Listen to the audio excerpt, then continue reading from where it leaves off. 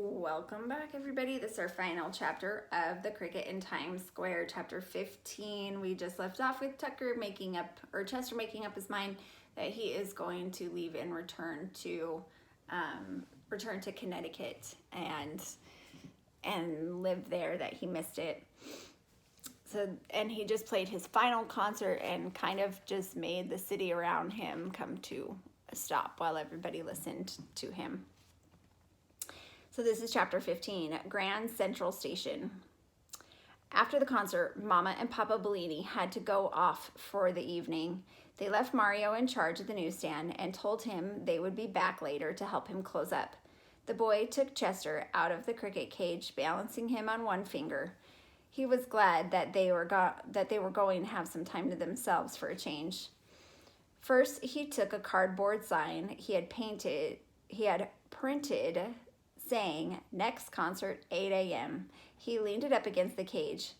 "That'll keep people from bothering us about when you're playing next," he said. Chester chirped, but he knew he wouldn't be playing the next morning at 8 a.m. "Now we have supper," said Mario. He unwrapped a fried egg sandwich for himself and brought over a mulberry leaf from the cash register drawer for Chester. The mulberry leaves were kept in a compartment next to the quarters. For dessert, they had a Hershey's bar, a smidgen from one corner for Chester and the rest for Mario. Then after dinner, they began to play games. Leapfrog was one they enjoyed very much. Mario made a fist and Chester had to jump over it. The trick was that Mario could put his fist anywhere he wanted inside the newsstand, and Chester still had to land just on the other side of it. They kept score for half an hour. Chester had 34 hits to 5 misses, which was very good. Which was quite good considering the hard places Mario found to put his fist. Hide and seek was fun too. Mario closed his eyes and counted, and Chester hid somewhere in the newsstand. Since there were piles of paper all over, and since he was very small himself, the cricket found lots of good hiding places. If Mario couldn't find him in a few minutes, Chester would give a quick chirp as a hint, but it was hard to tell whether the sound came from behind the alarm clock or in the Kleenex box or from the cash register drawer. If Chester had to chirp 3 times, it was understood that he had won the game. About 10 o'clock, Mario began to yawn, and they stopped playing. The boy sat on the stool, with his back resting on the side of the stand, and Chester gave him a private recital. He didn't play any of the things he'd learned, just made up his own pieces as he went along, and he played very softly so people in the station wouldn't hear and come over. He wanted this to be for Mario alone. Here's Mario and Chester.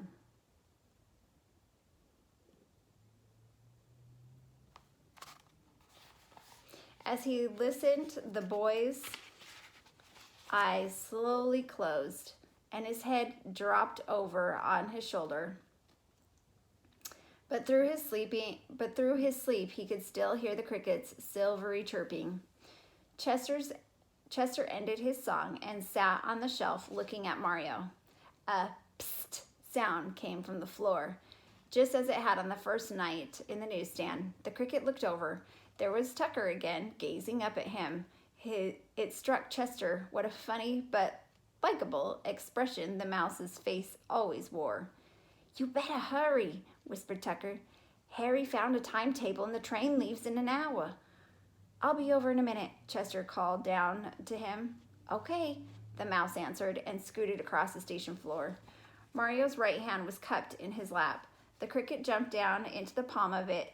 In his sleep, the boy felt something stirring. Chester was afraid he would wake him, but Mario only settled in a new position. The cricket lifted his wings and drew them lightly together. There was all of his love and goodbye, too, in that chirp.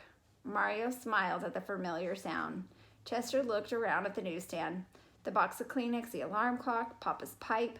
When he came to the cash register, he paused. Quickly springing to the edge of the drawer, he vanished back into the darkness. When he came out again, the little silver bell was hooked over his left front leg. Holding it tight against him to muffle the tinkle, He jumped to the stool, to the floor, and out the crack.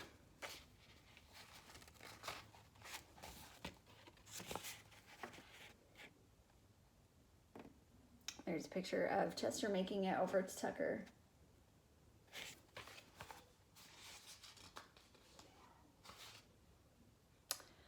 "What's the bell for?"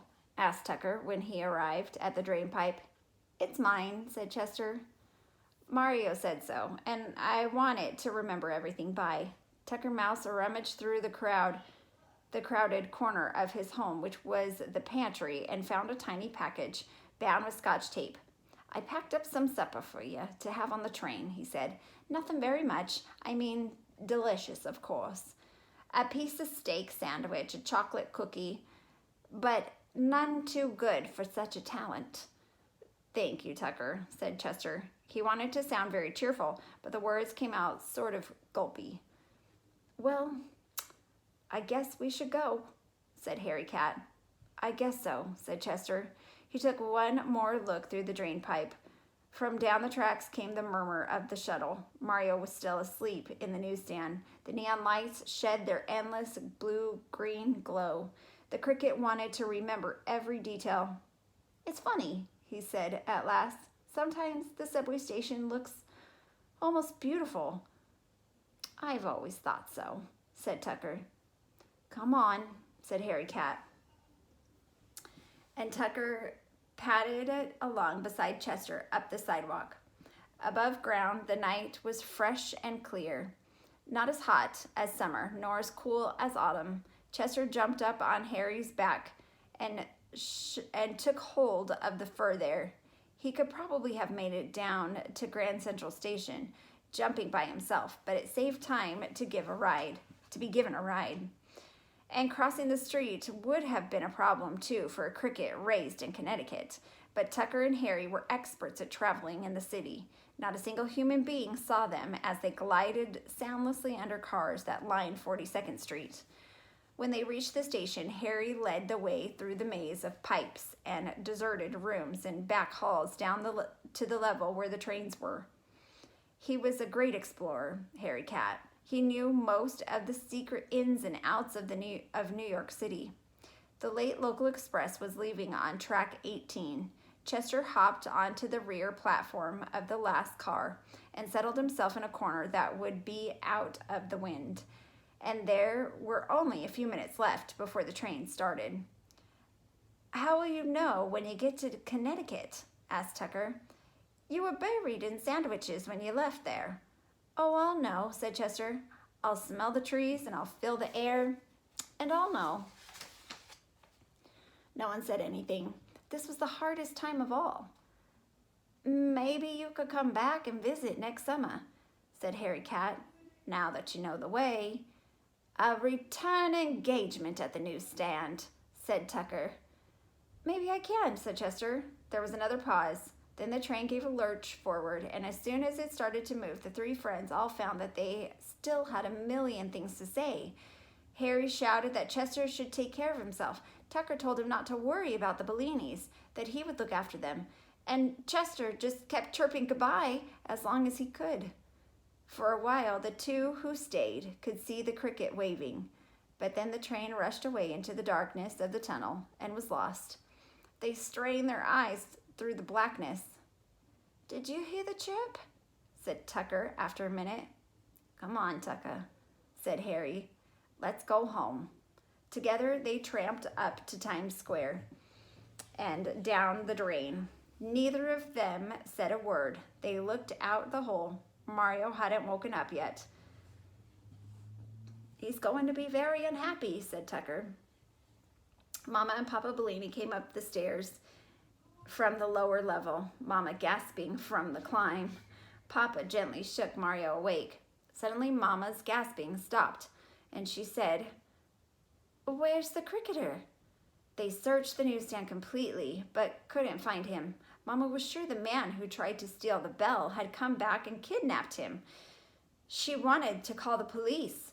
Papa thought he might have stepped out for a fresh breath of air, but Mario was quiet, thinking. He looked through the cash register drawer in every compartment and then pulled pulled the drawer out completely. The back space was empty except for Mama's earring. "He won't come back," said Mario. "How do you know?" said Papa. "The bell's gone," said Mario. "You and I and the cricket were the only ones who knew where it was. If the thief had taken it, he would have taken the money from the cash register too. My cricket took it and he went home." Mario's voice dropped off abruptly, but then it came back. "And I'm glad." Mama was about to exclaim that she didn't believe it, but Papa put his hand on her arm. He said he wasn't sure, but it might be. Mario didn't say anything more because he knew. They put the cover over the newsstand and went down to their subway. Tucker Mouse looked at Harry Cat. "He knows," he said. Harry swished his tail around him and said, "Yes, he knows." They were so relieved that for a minute, neither of them moved. It was all right now. Chester was gone, but it was all right for everybody. After a while, they went back and lay down on the shredded newspapers, but neither of them seemed to be able to fall asleep. Tucker Mouse changed his position. "Harry," he said. "Yes," said Harry Cat. "Maybe next summer we could go to the country. Maybe we can. I mean, the country in Connecticut," said Tucker. "I know what you mean," said Harry Cat. And there's Harry and Tucker in their drain pipe. And that's the end of the book. So Mario was okay, and Harry and Tucker are okay, and they might go see Chester in the country someday, and everything turned out okay. So that is the book. I put a link on the classroom for you guys to take a test if you want to, and I highly encourage you to. And we will be starting a new chapter book on Monday, this next Monday. And tomorrow I have a special book for you guys. It's one of my favorites. It's a recording. It's one of my favorites from a show called Reading Rainbow that your parents will probably know. It's not on TV anymore, but it was when I was a kid, and it was awesome. All right. I will see you guys later. Bye.